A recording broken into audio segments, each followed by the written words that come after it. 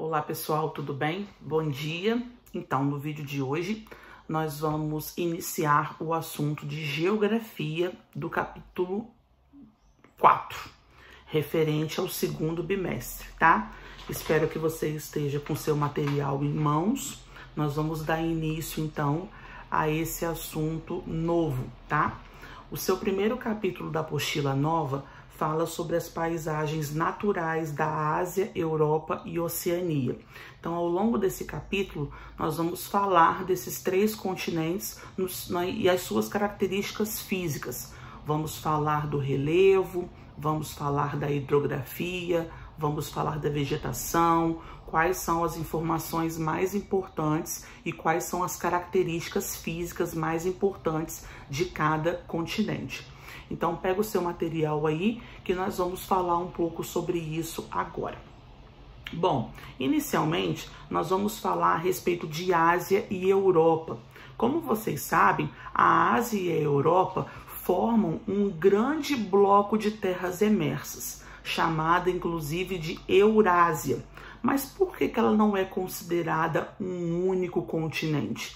Por questões históricas, culturais, muitas características diferentes em relação às suas tradições, e isso acabou dividindo esse grande bloco de terras em dois continentes. Mas eles são dois blocos unidos, tá? Se você observar no seu mapa da página 3, nós temos alguns pontos aí que separam um continente do outro, que são os montes Urais na Rússia, os mares Negro e Cáspio, né?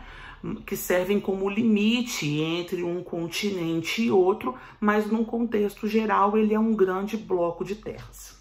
Já em relação à Oceania, que nós também vamos falar nesse capítulo, vocês sabem que a Oceania, na verdade, é um grande conjunto de ilhas. A Oceania é composta pela Austrália, que é o mais desenvolvido e é o maior território, é aquele bloco ali que você entende como Oceania, você sempre vai e se direciona em relação à Austrália.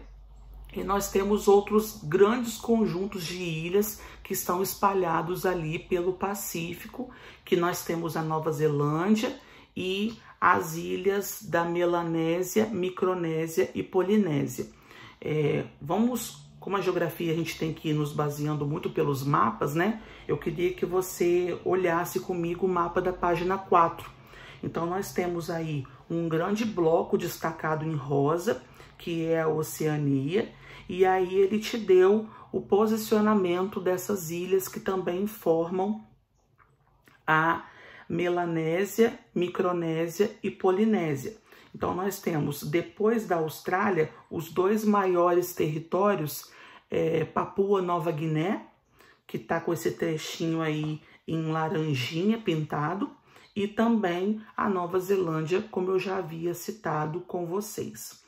Em cima desse mapa, nós temos a imagem da famosa ilha de Palau, que atrai, inclusive, muitos turistas. E ela também tem muitas ilhas menores que estão em seu entorno. Então, você vê que o território da Oceania é um território todo recortado, com muitas ilhazinhas, diferente da Europa e da Ásia, que é um grande bloco de terras emersas, tá? Os exercícios eu vou marcando para vocês fazerem, depois eu deixo aqui na caixa de descrição, tá bom? Vamos para a página 5, que nós vamos falar sobre o relevo e a hidrografia, tá? Aqui, então, ele vem falando pra gente que a Eurásia começou a se formar, na verdade, era um grande bloco de terra desde o período da Pangeia, quando esses continentes eram unidos, e os continentes depois foram se separando, mas a Europa e a Ásia continuou formando esse grande bloco de terra. Já a Oceania, na verdade, era um grande bloco que estava preso à Antártida, mas quando houve essa separação dos continentes, ele se desprendeu e acabou seguindo na direção sudeste, tá bom?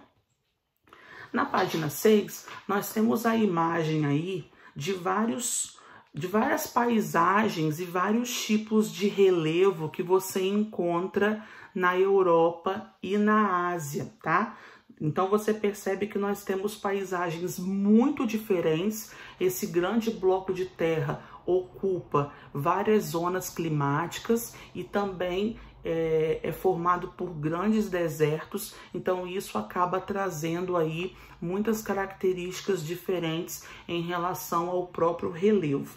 Então aí ele te deu 4 tópicos que são algumas formas de relevo que você pode encontrar nesse grande bloco de terras. E ele acabou representando através das imagens esses 4 principais tipos de relevo.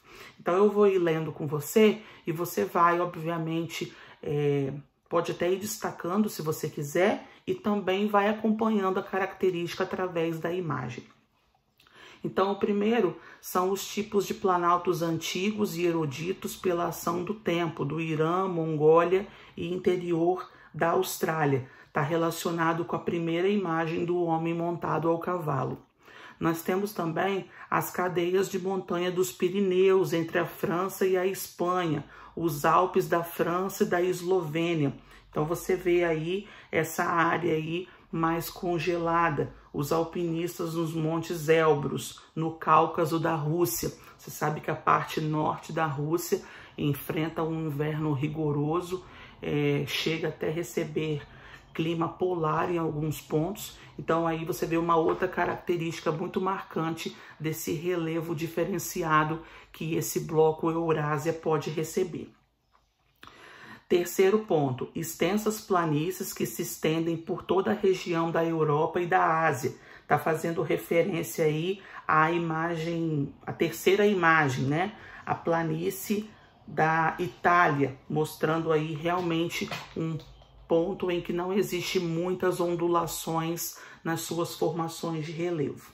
E o último, as depressões que são drenadas pelas bacias de vários rios. Essa aí é a imagem do Mar Morto em Israel, lembrando que é a maior depressão que existe no mundo. Essa foto, linda por sinal, foi tirada em 2014. Vamos para a página 7 e aqui vai falar para a gente então a respeito do relevo e também da hidrografia. Vocês sabem que o relevo e a hidrografia possuem uma relação muito semelhante. Existe uma interligação entre essas duas características, porque é o próprio relevo que vai acabar moldando os tipos de rios, lagos, mares que existe dentro daquele território. Por exemplo, se um rio atravessa uma região de planície, é um rio, obviamente, mais adequado à navegação e à pesca. Se um rio, por exemplo, atravessa uma região de planalto, já é um rio com corredeiras que formam cachoeiras, quedas d'água, já é um tipo de rio que é mais aproveitado pelo homem, por exemplo, para a produção de energia elétrica. Então, a própria água também vai moldando esse relevo. Então, você acaba estudando esses dois contextos juntos, tá? Então, aqui nós vemos na primeira imagem o relevo da Eurásia e embaixo ele te mostra as principais bacias. Então, você percebe que apesar de ser um grande bloco de terra, juntando aí a Europa e a Ásia, nós temos relativamente poucas bacias. Se você levar em consideração que o Brasil, que é um único país, tem 12 bacias hidrográficas principais, aqui nós temos em 2 continentes, Europa e Ásia juntos, quantos que ele te deu? 13. Então você vê que existe alguns pontos aí que realmente passam por essa escassez de água, porque é muita terra, mas a quantidade de água pode não ser suficiente para abastecer toda a população. Lembrando que são os continentes mais populosos do planeta. Então, não é o fato apenas de ser somente grande em extensão. É muitas pessoas também vivendo ali e dependendo desse recurso tão importante que é a água. Pega seu marca-texto aí, eu queria que você destacasse na sua legenda do mapa as principais bacias hidrográficas da Eurásia, alguns muito importantes, que eu inclusive acredito que você já deve ter ouvido falar no nome de alguns desses rios. Vou falar bem devagar para você poder ir localizando aí junto comigo. Eu queria que você grifasse bacia do rio Danúbio, é o terceiro, tá? Mais para baixo um pouquinho, eu queria que você grifasse bacia do rio Reno, seguido de bacia do rio Volga, e mais para baixo, bacia do rio Ganges e do Tigre e Eufrates. Aí, na hora que você grifou, eu acabei dando destaque a algumas bacias importantes que estão dentro do território europeu, e esses que estão mais para baixo que você grifou são bacias importantes que estão dentro do território asiático. Lembrando que esses rios foram o berço de muitas civilizações. Lá atrás, na antiguidade, quando as primeiras aglomerações humanas começam a acontecer, são nas margens desses rios que essa população vai se formar. Acredito que você deve lembrar de Mesopotâmia, você deve lembrar do Egito, você deve lembrar de comunidades na Europa posteriormente que começaram a se formar. Foi às margens desses rios que essas comunidades se estabeleceram, tá? Vamos comigo, na página 8, falar um pouco sobre os planaltos da Eurásia. Na Europa, nós temos formações bem elevadas em relação ao seu relevo e muitas cadeias de montanha também. Então, nós temos aí, primeiramente, a montanha do Planalto do Tibete, localizado na China. Então, você vê que a Eurásia é um grande bloco de terra que possui os pontos mais elevados do planeta.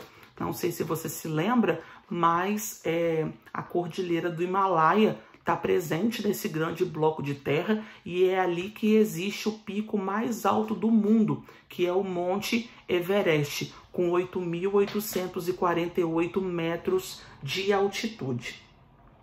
Aqui, qual é a característica mais marcante para que esses pontos tão elevados estejam presentes nesse território?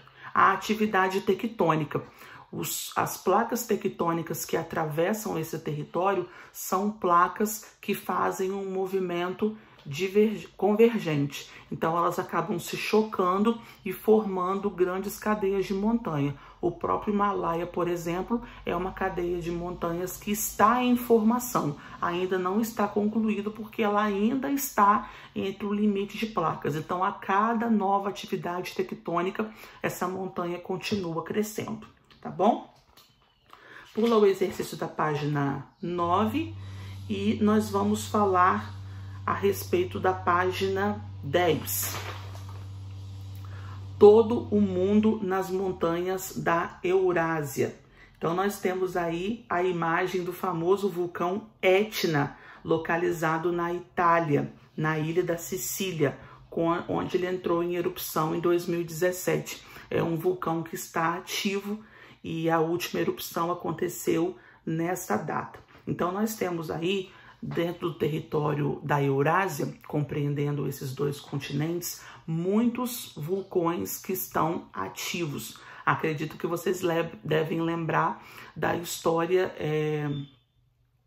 do vulcão Vesúvio, que entrou em erupção em Pompeia, na Itália, e acabou devastando toda a cidade. Muitas pessoas morreram e até hoje existem várias que estão petrificadas no local.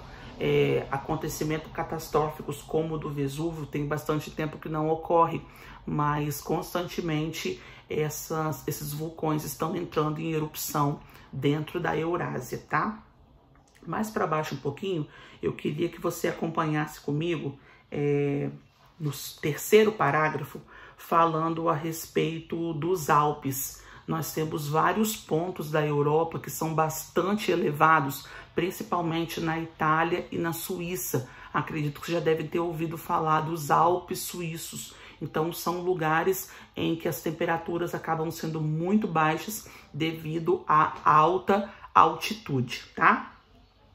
E para a gente finalizar, ele vem falando para a gente mais para baixo da grande cadeia de montanhas presente na Eurásia, que é a Cordilheira do Himalaia, que eu acabei de falar com você agora. Queria até que você destacasse isso, que é uma informação muito importante. Vamos lá, no último parágrafo, eu vou ler um textinho com você e você vai grifando comigo, é quase no final do capítulo.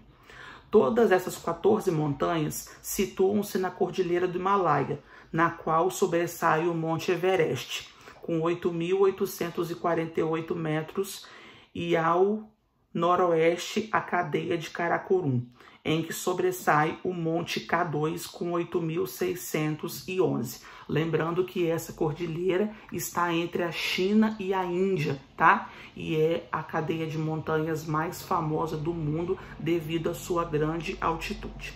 Bom, na aula de hoje nós vamos parar por aqui e na próxima aula a gente vai dar continuidade a esse assunto. Caso tenha ficado alguma dúvida, me chama no privado e agora você vai fazer os exercícios aí que eu deixei para você fazer na descrição da atividade, tá bom? Beijo, fique com Deus e até mais.